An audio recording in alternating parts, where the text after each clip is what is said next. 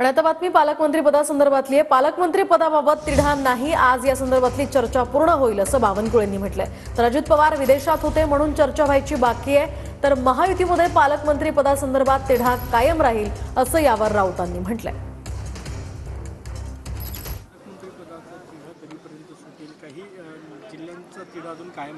काही तिढा नाही आहे। अजितदादा नव्हते, ते विदेशात होते, त्यामुळे चर्चा व्हायची। आज मला वाटतं चर्चा पूर्ण होईल।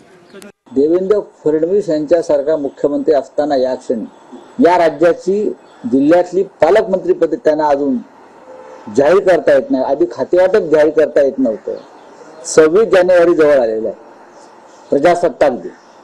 प्रजासत्ताक दिनी प्रत्येक जिल्ह्यामध्ये पालकमंत्र्याला मानवंदना घ्यावी लागते, पण अद्याप पालकमंत्री पदांची वाटणी होऊ शकली नाही।